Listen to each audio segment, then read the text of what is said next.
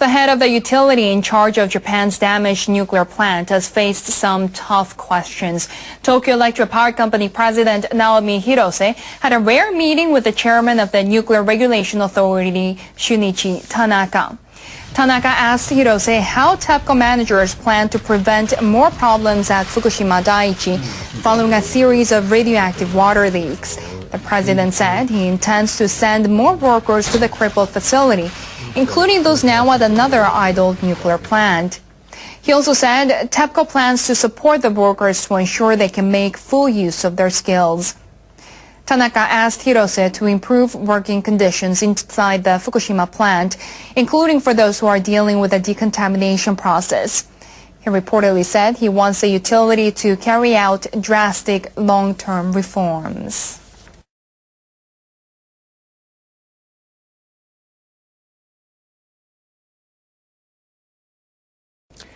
Managers of Japan's damaged nuclear plants seem to be making progress in getting their system to decontaminate radioactive water fully operational. They started up another part of the Advanced Liquid Processing System, or ALPS. Engineers with Tokyo Electric Power Company, or TEPCO, began testing one of 3 operational lines for ALPS. The system can remove 62 kinds of radioactive substances, excluding tritium. The engineers suspended the line in June after unprocessed radioactive water leaked out of a stainless steel tank. They discovered salt and chemicals had been eroding these tanks, leaving small holes. The engineers began a trial run of another ALPS operational line about a month ago. They plan to test the remaining one in mid-November. Plant managers had wanted the system to be fully running by last month, but the repeated malfunctions and suspensions have forced them to change that to next year. They want to build 3 more operational lines for ALPS in 2014 and use government aid to set up a facility capable of decontaminating more radioactive water. TEPCO plans to finish cleaning up all of its stored wastewater by March 2015. About 440,000 tons of radioactive water is being stored at Fukushima Daiichi.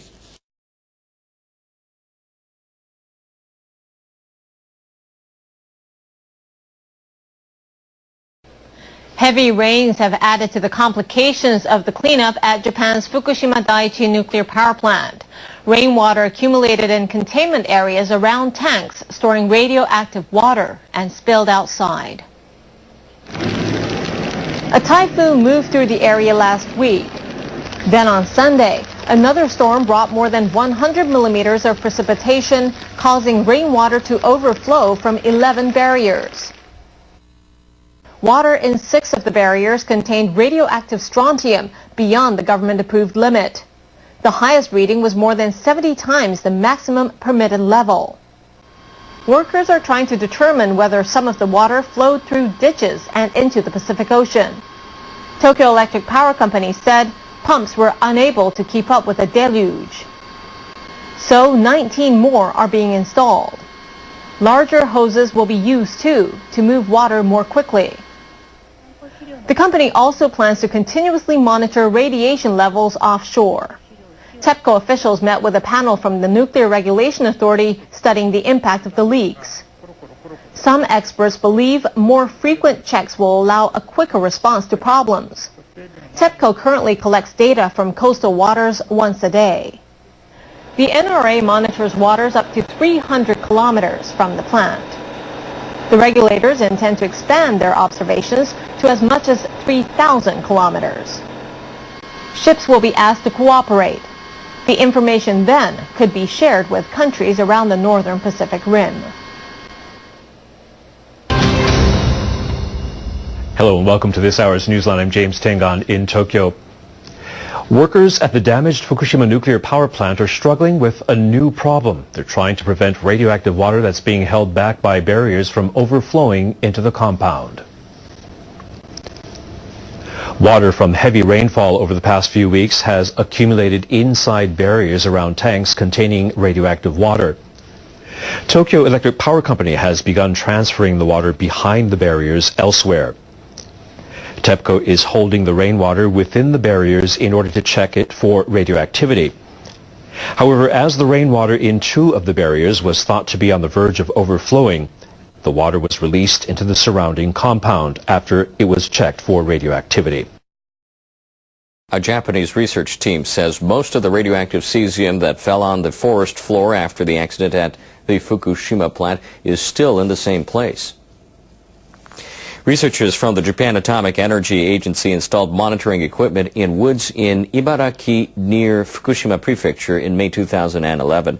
That was 2 months after the accident. They hoped to learn how cesium moves from fallen leaves to soil. The results showed that rain washed it off leaves 6 months after the accident. The researchers say that as the leaves decomposed, the cesium moved into the soil. In 2 years of research, they say that only about 0.1 to 0.2% has reached a depth of 10 centimeters. The results suggest that the cesium has not penetrated deep into the ground. I believe the findings will be useful in efforts to decontaminate affected areas.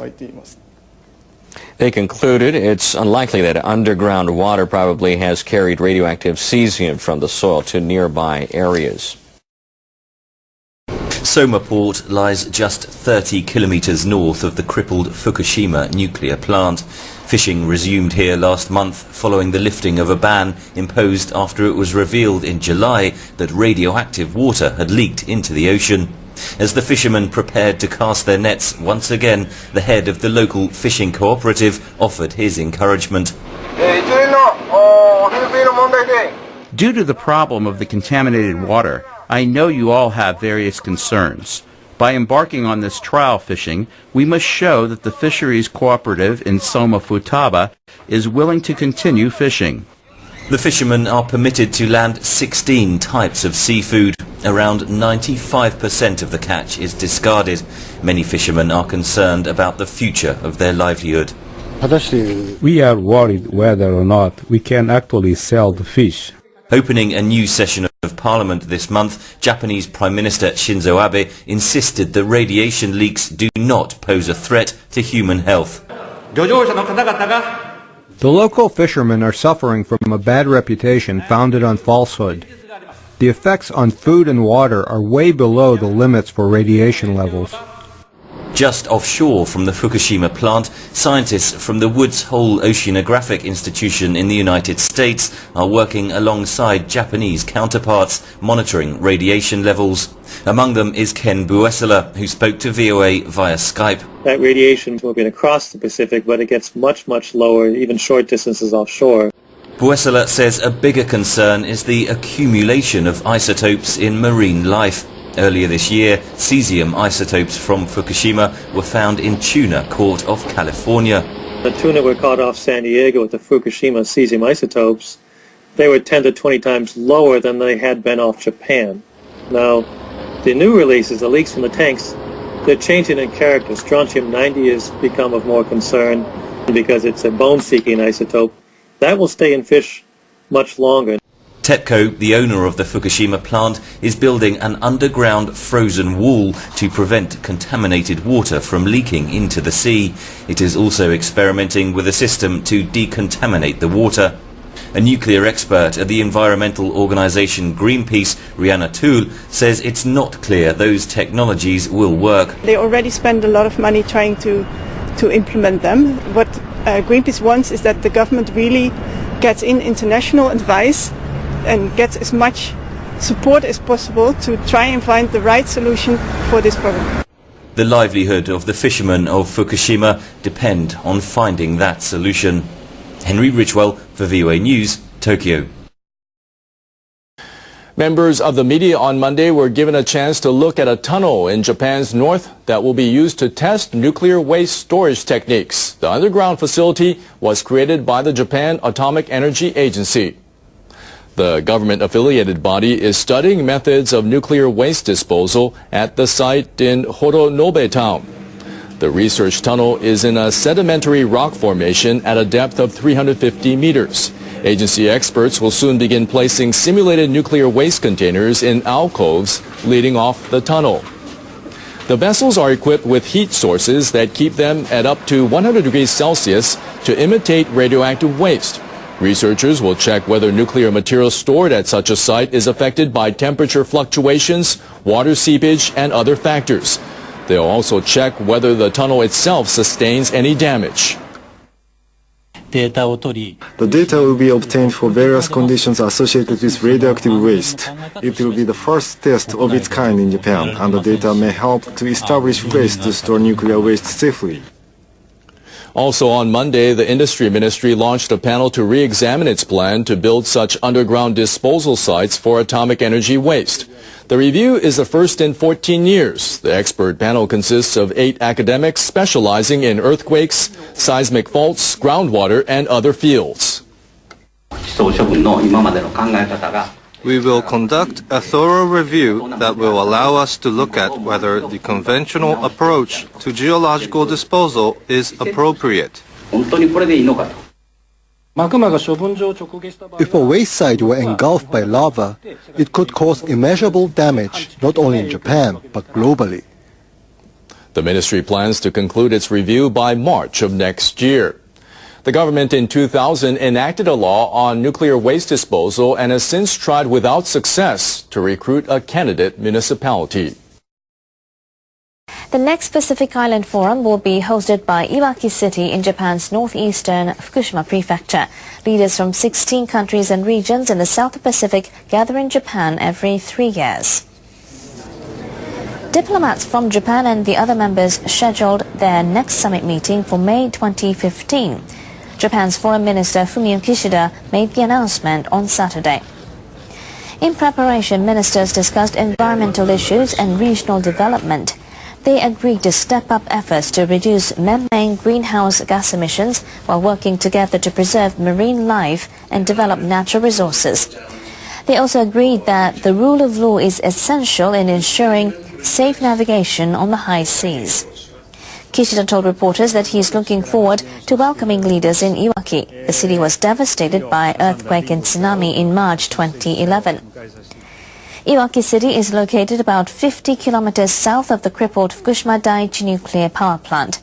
Reconstruction Minister Takumi Nemoto said he expects the summit will be a good chance to showcase Japan's recovery efforts.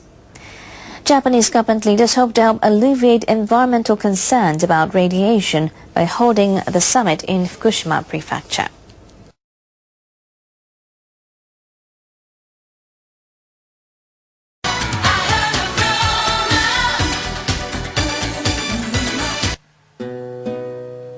After Chernobyl, we finally hear all kinds of cancer went up the next year.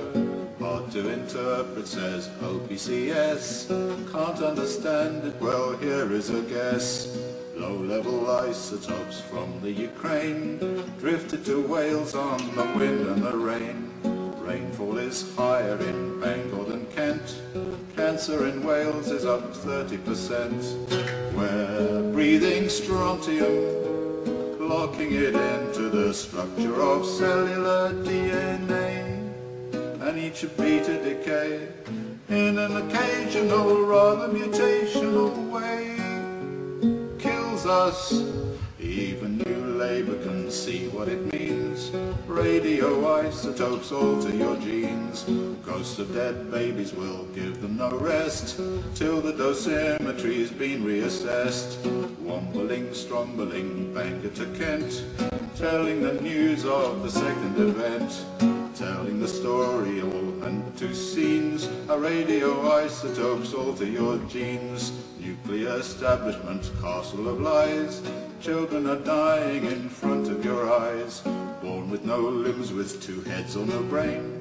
Born to a life of incurable pain. Nuclear subsidies victims will pay, while you take a pension and tiptoe away. Don't reassure us, 'cause we always knew yours was a story too slick to be true. We're breathing strontium, locking it into the structure of cellular